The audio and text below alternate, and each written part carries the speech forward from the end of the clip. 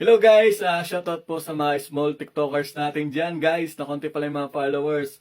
Ay wait lang guys sabi pala ni Ate Emma Salamat po Mr. Yels, naka 1K followers na ako, hashtag pakabsat guys.